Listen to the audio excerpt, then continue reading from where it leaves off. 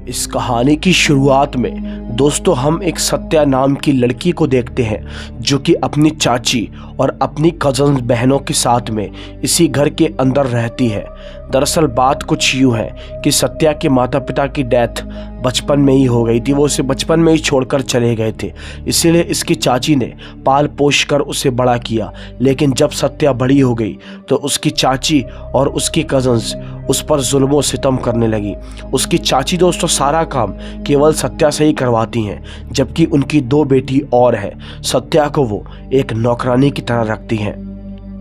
वो बेचारी इतनी ज़्यादा गरीब और सीधी होती है कि वो अपनी चाची के आगे कुछ बोल भी नहीं पाती और उसकी कज़न्स भी उसका खूब मजाक उड़ाती हैं। अगले ही सीन में दोस्तों हम रात के वक्त का सीन देखते हैं। सत्या का दिमाग बच्चों जैसा होता है, उसे बचपन की उन कहानियों पर बहुत ज़्यादा यकीन होता है। जैसे कि वो बचपन में एक कहानी बहुत सुना करती थी कि अगर कोई इंसान गरीब होता है तो वो एक मंत्र को पढ़कर अपने आप अमीर हो सकता है। यानी कि ये काम केवल लड़कियों के ऊपर अप्लाई होता है। लड़कियां अगर इस मंत्र को पढ़ लें तो शायद उनकी ज़िंदगी में कोई राजकुमार, कोई प्रिंस आ सकता है। अब सत्या अपनी बेवकूफ़ी को दिखाते हुए एक कद्दू को अपने आगे रखती है और वहाँ पर मंत्र शंत्र पढ़ना शुरू कर देती है, जिससे कि शायद उसकी ज़िंदगी में भी कोई राजकुमार, कोई पैसे वाला इंसान आ जाए। बट दोस्तों ऐसा कहाँ रियल में होता है। अब तभी दोस्तों वो मंत्र को यहाँ पर पढ़ती है, लेकिन पढ़कर भी यहाँ पर कुछ मज़ा हासिल नहीं होता। इसीलिए वो वहाँ पर सोने की कोशिश करती है। वो समझ जाती है कि ये सब कुछ एक फेक है। जब सत्या दोस्तों यहाँ पर सो जाती है तो हम उसके कमरे के अंदर एक आकृति को देखते हैं जो कि किसी शैतान की तरह दिखाई दे रही थी, विच मीन्स कि सत्या की बातें किसी ने सुन ली है। अब तभी दोस्तों गई रात का सीन हमको दिखाया जाता है। सत्या चुपचाप से अपने कमरे के अंदर सो रही थी कि अचानक से उसकी खिड़की से एक कार की लाइट उसके कने आती है, उसके घर के अंदर आती है। ये देखकर सत्या फौरन ही उठ जाती है। वो खिड़की से झांक कर देखती है तो वो देखती है कि एक कार उसके घर के बाहर खड़ी हुई है। सत्या फौरन ही भागते भागते अपने घर से बाहर की ओर को निकलती है और वो जैसी बाहर जाती है तो वो देखती है कि उस कार के अंदर रियल में एक राजकुमार बैठा होता है। सत्या जैसी वहाँ जाती है तो उसके कपड़े एकदम से चेंज हो जाते हैं और वो बहुत ज़्यादा अच्छी दिखने लगती है, किसी राजकुमारी की तरह। अब तभी दोस्तों उसके अंदर बैठा हुआ वो शख्स सत्या को अपने पास कार के अंदर बिठा लेता है, जिसके बाद में दोस्तों वो कार आसमानों के अंदर उड़कर यहाँ से बहुत दूर चली जाती है। सत्या ये देखकर बहुत खुश होती है कि आखिर वो पहली बार कार के अंदर बैठी है और साथ ही साथ उसका ये सपना सच हो गया। उसे एक प्रिंस मिल चुका था। लेकिन सत्या कहाँ जानती थी कि कोई भी चीज़ इतनी आसानी से नहीं मिलती। अब वो शख्स दोस्तों सत्या को दूसरी दुनिया में लेकर चला जाता है, जहाँ जाकर सत्या बहुत खुश होती है। दोस्तों वो जो प्रिंस होता है वो सत्या को काफ़ी सारे तोहफे देता है और ऐसा यकीन दिलाता है जैसे कि वो सत्या से बहुत प्यार करता है। लेकिन क्या रियल में वो प्रिंस था? जी नहीं दोस्तों, बल्कि वो तो एक शैतान था। थोड़ी देर टाइम स्पेंड करने के बाद वो शैतान या फिर कह लो कि वो प्रिंस दोबारा किसी सत्या को कार में बिठाकर उसी के घर पर उसे ले जाकर छोड़ देता है। इस बार जाते जाते वो उसके हाथ में डायमंड का कड़ा भी पहनाता है। सत्या को काफ़ी सारे तोहफे देने के बाद वो यहाँ से रवाना करता है। वो बहुत ही नादान किस्म की लड़की थी। जब वो घर के अंदर चली जाती है तो वो शैतान अपने असली रूप के अंदर आता है और कहता है कि ये तो काम मेरा बहुत आसानी से हो चुका है।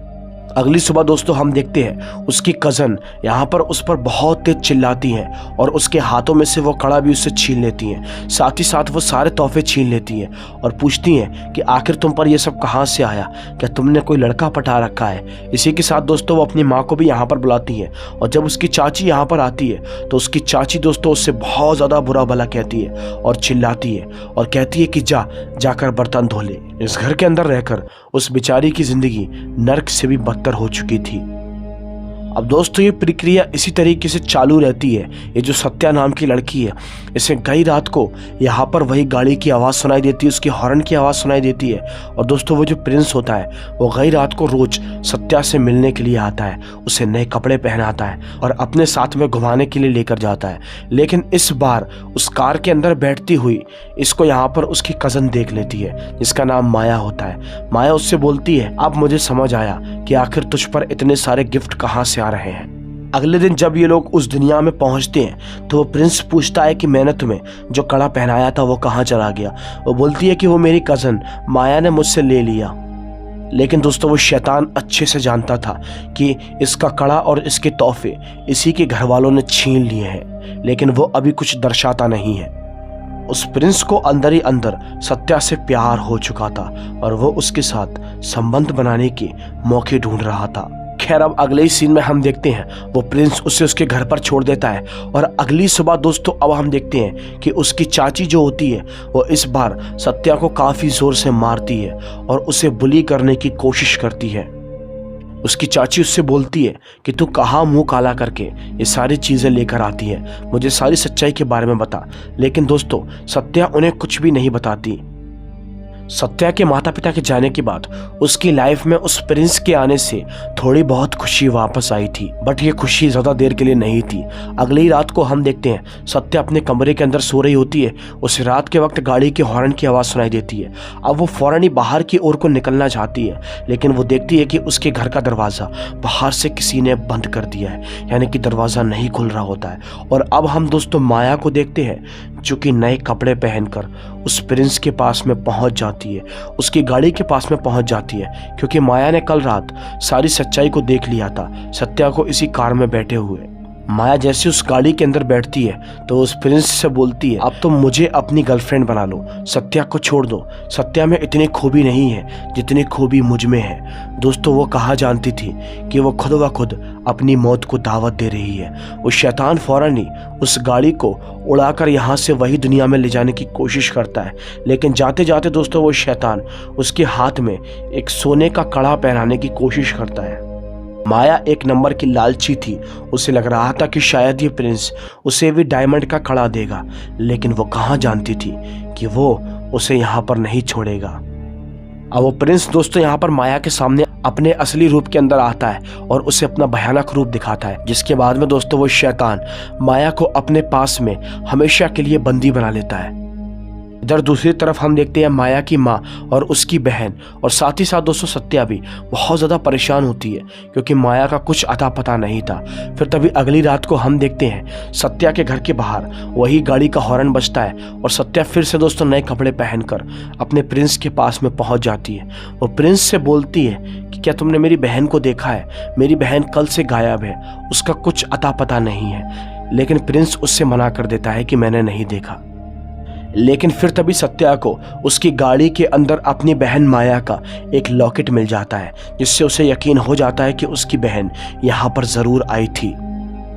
अब अगले ही सीन में दोस्तों हम देखते हैं वहाँ से घूमने के बाद वो जब अगली सुबह अपने घर पर होती है तो इसी के बारे में सोच रही होती है। कुछ देर के बाद वो सब्जियां लेने के लिए मार्केट में जाती है, लेकिन सब्जी लेते वक्त दोस्तों उसे एक आदमी दिखाई पड़ता है। जी हाँ दोस्तों, जो आदमी दोस्तों कोई और नहीं बल्कि उसी की प्रिंस की गाड़ी का ड्राइवर होता है, जैसे कि वो हर रात देखती है। दोस्तों वो उस आदमी का पीछा करना शुरू कर देती है। वो आदमी सत्या को देखकर वहाँ से भागने की कोशिश करता है और सत्या उसका पीछा करने की कोशिश करती है। फिर एंड में जाकर दोस्तों सत्या उसे पकड़ लेती है। वो आदमी बोलता है कि मुझे छोड़ दो, मैंने कुछ नहीं किया। सत्या उससे पूछती है कि क्या तुम प्रिंस की गाड़ी के ड्राइवर हो? तो वो बोलता है कि हाँ। वो ड्राइवर बोलता है कि उसका गुलाम कौन बनना चाहता है? वो तो मैं मजबूरी में उसकी कार का ड्राइवर बनता हूँ, वरना वो मुझे नहीं छोड़ेगा। वो एक खतरनाक शैतान है। जब सत्या ये बात सुनती है तो बहुत शौक होती है। वो बोलती है कि आखिर वो कैसे शैतान है। तभी दोस्तों वो कार ड्राइवर बताता है, वो बोलता है कि वो कोई प्रिंस नहीं है बल्कि वो एक शैतान है, दूसरी दुनिया से आया हुआ। वो औरतों के मन की बात को जान लेता है और जो कोई भी औरतें अपने परिवार अपने पति से खुश नहीं रहती, वो पैसों के सपने देखने लगती हैं, तो वो उनकी मन की बात को जानकर उन्हीं औरतों को अपना निशाना बनाता है। जैसे कि मेरी पत्नी, वो ड्राइवर बताता है कि मेरी पत्नी मेरे साथ में खुश नहीं रहती थी क्योंकि मेरी आमदनी उतनी नहीं थी, इसीलिए वो पैसे वाले आदमियों के सपने देखती थी। इसीलिए उस शैतान ने इसकी भी मन की बात को जान लिया और मेरी पत्नी को वो शैतान उठाकर ले गया था। उसने मेरी पत्नी को बंदी बनाकर रख लिया है और मुझे हमेशा के लिए अपनी कार का ड्राइवर बना लिया। अब तभी सत्या दोस्तों अपनी बहन माया का फोटो दिखाती है और उस ड्राइवर से पूछती है कि क्या ये उस कार के अंदर बैठी थी। तो वो ड्राइवर बोलता है कि हाँ, ये तुम्हारी बहन भी उसी गाड़ी के अंदर बैठी थी और उस शैतान ने उसको भी हमेशा के लिए बंदी बनाकर रख लिया है। अब तभी दोस्तों सत्या को सारी सच्चाई के बारे में पता चल चुका था। अगले ही सीन में हम देखते हैं सत्या अपने घर पर होती है। यहाँ पर कुछ देर के बाद रात हो जाती है और गई रात को दोस्तों वहीं 12 बजे के टाइम पर वो कार वाला प्रिंस फिर से बाहर की ओर को आता है और सत्या फिर से उसकी गाड़ी में जाकर बैठ जाती है। इस बार सत्या उससे पूछ लेती है कि आखिर तुमने मेरी बहन को कहाँ रखा है। वो शैतान बोलता है कि तुम्हें सारी सच्चाई के बारे में पता चल चुका है, लेकिन मैं तुम्हारी बहन को कभी भी वापस नहीं करूँगा। शैतान बोलता है कि मैं तुम्हें कभी बंदी नहीं बनाऊंगा क्योंकि मैं तो तुमसे प्यार करता हूं। अब तभी दोस्तों वो शैतान अपने असली रूप के अंदर आता है और इस बार वो सत्या को एक अपनी हवेली के अंदर लेकर जाता है। हवेली के अंदर जैसी सत्या वहां पर जाती है तो वो देखती है कि बहुत सारी लड़कियों के साथ साथ उसकी बहन भी यहाँ पर बंदी बनी हुई थी। वो प्रिंस उससे बोलता है कि मैं तुम्हें इनकी तरह बंदी नहीं बनाऊंगा, बल्कि हम तो जल्दी ही शादी कर लेंगे। ये बोलकर कुछ ही देर के बाद वो शैतान वहां से चला जाता है। लेकिन अब दोस्तों यहाँ पर सत्या को बहुत ज़्यादा घबराहट हो रही थी। उसे अपनी बहन की फिक्र हो रही थी और उसे डर लग रहा था कि वो एक शैतान पर भरोसा नहीं कर सकती। क्या पता कल को उस शैतान ने सबको मार डाला। इसीलिए सत्या दोस्तों अब फौरन ही यहाँ पर उसी कार ड्राइवर को आवाज़ लगाने की कोशिश करती है। दोस्तों वो ड्राइवर यही आसपास होता है तो उसके पास में आ जाता है और यहीं पर कहानी कट हो जाती है।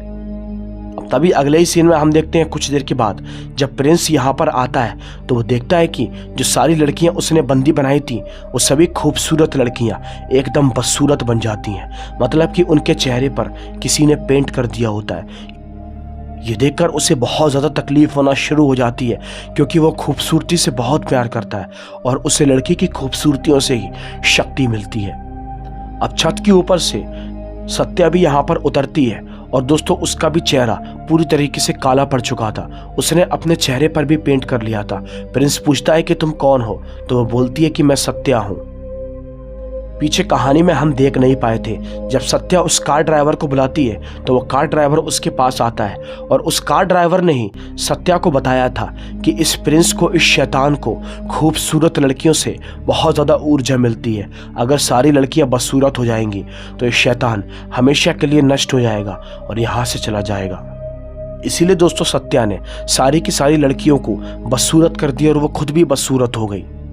शैतान जब सत्या का बदसूरत चेहरा देखता है तो दोस्तों अचानक से वो भस्म होना शुरू हो जाता है और कुछ ही देर के बाद दोस्तों हम देखते हैं कि उस शैतान का काम तमाम हो जाता है। वो यहाँ से गायब हो जाता है। जैसे दोस्तों वो शैतान भस्म होता है तो यहाँ पर सत्या सभी लोगों को आज़ाद कर देती है। अब उसकी बहन माया उसको अपने गले से लगाती है और बोलती है कि मैं आज के बाद तुमसे कभी भी फ़र्क नहीं करूँगी, मैं तुम्हें बहुत प्यार करूँगी। और उस कार ड्राइवर की बीवी भी उससे माफ़ी मांगती है और बस इसी खूबसूरत एंडिंग के साथ ये कहानी यहीं पर ही खत्म होती है। अगर आपको ये वीडियो अच्छी लगी हो तो लाइक करके चैनल को सब्सक्राइब कर देना। मैं आपसे मिलूंगा एक और दिल दहला देने वाली कहानी के साथ। तब तक के लिए बाय एंड